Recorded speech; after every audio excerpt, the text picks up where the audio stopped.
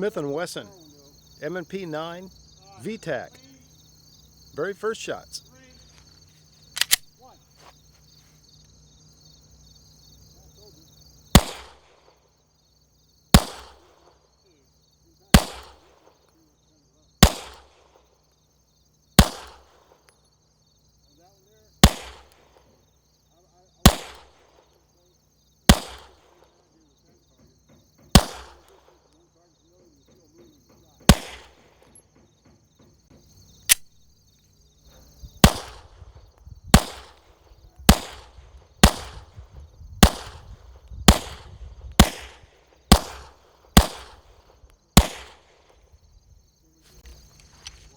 Like it. Like it a lot.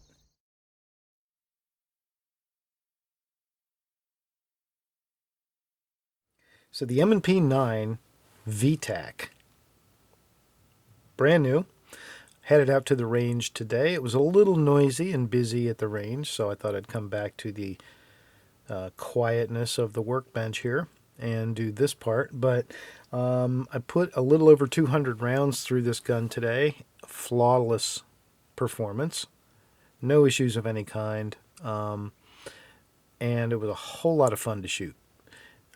More about that in a bit, but this again is what it looks like in the box. This gun comes with 2 magazines, comes with 2 alternative backstrap inserts. The medium insert is on the gun, has a small and a large, so that you can do some degree of customization for your hand size and how you like the feel of the grip, and 2 magazines.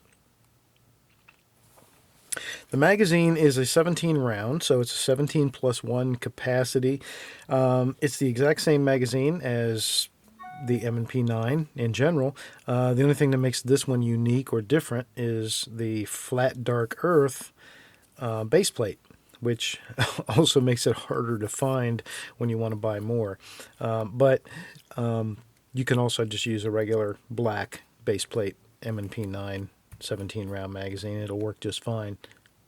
The M&P 9 has a 4.5 inch barrel. There is an M&P Pro line which has 5.5 inch barrels, or 5.25. This is a 4.5 inch barrel. So this is the VTAC edition of the M&P. VTAC stands for Viking Tactics. And Viking Tactics is an entity unto itself. You can go Google that, look up their website, but I caution you, go there at your own risk, because if you go to their website, you're probably going to want to spend money. They have a lot of really cool stuff, and it's not cheap. So, Smith & Wesson partnered with VTAC to create a special M&P variety of M&P, and one of the trademark things you'll notice about it that really makes it stand out in the most obvious way is the color and the finish. So this is a flat dark earth, not to be confused with rare earth, which was a 70s R&B band. The slide is similar to a Cerakote. I don't know if they call it Cerakote. They may have another term for it, but it's very similar to a Cerakote. And of course you have the polymer frame in the flat dark earth coloring. The pistol is 7.63 inches long overall, so just over 7.5 inches long. The sight radius is about 6.5 inches, dot to dot. From the bottom of the magazine to the top of the rear sight, you're looking at 5.5 inches of height. The gun weighs 24 ounces with an empty magazine, and it has a stainless steel slide with a coating that is very similar to Cerakote. I don't think Smith calls it Cerakote. They call it something else, but it's very similar to a Cerakote type finish. Durability, I don't know yet how that's going to hold up. I will tell you it really shows dirt. I mean, right now, I don't know how well this will translate on video, but again, I just put over 200 rounds through this thing today. I have not cleaned it yet, and it's dirty. And the slide is very dirty. I mean, it's got the carbon, the soot, from being fired, but just, dirty handprints and all that kind of stuff. So it definitely shows its dirt. a lot more than a black finish is going to. And I also know that there have been complaints or criticisms that the finish doesn't really hold up very well in terms of holster wear and other types of marring. So I can already kind of see that that's probably true. Wherever you have the really sharp lines in the milling of the slide, you can already see, even when I brought it home before I had even taken it out of the box, you could already see that it wants to wear in those areas. I'm going to kind of take a is what it is attitude about that. If it wears, it wears. I'll just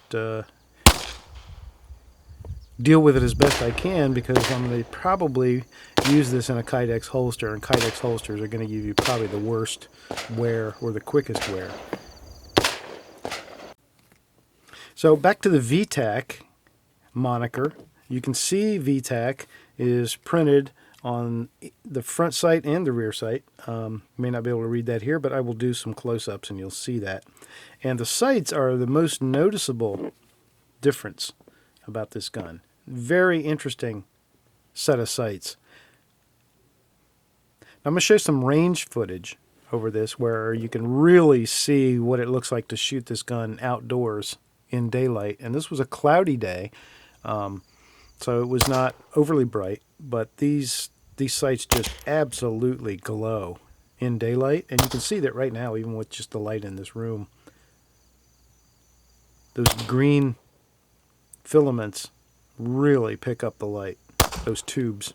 So you've got these tubes that are almost look phosphorus, but they're not. Now, what's really interesting about that, you say, okay, big deal. Everybody and their brother now puts out, light gathering filament optics, fiber optic sights.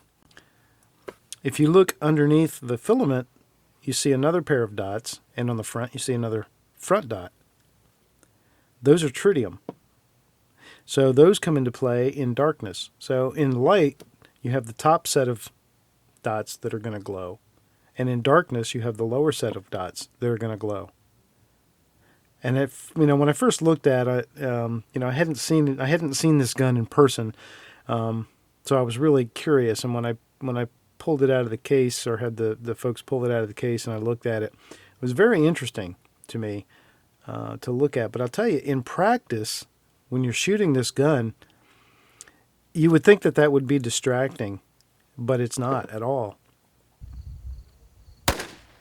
So when you're out shooting in daylight, or you've got any kind of ambient light that's going to gather in these filaments, your eyes just automatically use the top three dots. And when you go into darkness, your eyes have no choice but to use the bottom three dots because you can't see the other. But it just really works great. What a great design for sights. Now, these sights account for a big part of the difference in price between a regular M&P and the M&P VTAC. If you go to the VTAC website, this pair of sights is listed for about $240. So not cheap by any means. There's not much else different. Most of the differences are cosmetic, with the coloring and the finishing. Obviously, the sights, there are some differences in the trigger and the trigger group in this gun, because I know that there are compatibility issues. If you are looking for aftermarket parts and things like that, there are specific disclaimers out there that say not compatible with the M&P VTAC. So there are some differences in the trigger group, and I do not know specifically what those are. If I learn that, I'll update that at some point in time. All right, so what are my initial thoughts after one day and one trip to the range and about a little over 200 rounds through this gun? And my initial thoughts are huge smile, big thumbs up. I really, really like this gun. I like M&Ps anyway. I like the ergonomics of the M&P. To me, it's a very, very comfortable pistol to hold. It's very natural feeling. This one with the medium palm swell installed is almost too thin, and even for I don't have big hands, but that's almost too small, because I found that I was getting a lot more trigger than I typically do, and I was actually pulling my shots left because I was getting too much trigger. So, I had to kind of force myself to back off a little bit, kind of wrap my grip around more, which actually is good. I'm just so used to adjusting for bigger guns that I do that. But, if I bring that grip around more, that gives me easier access to the ejection button for the magazine, which, by the way, is awesome.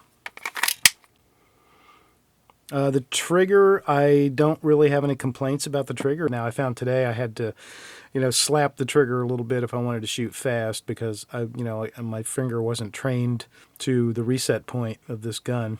So, you notice, especially when I was doing some fast firing, if you look, you can really see that I was kind of slapping the trigger. But the reset is relatively short. Could be a little more tactile. It's not bad. It's got a crisp break, and it's a very short stroke. Now, from a full cocked position, you go right there's take up. So you got a short take up, and of course, with the M&P, you have this sort of articulated trigger here with a joint in the middle.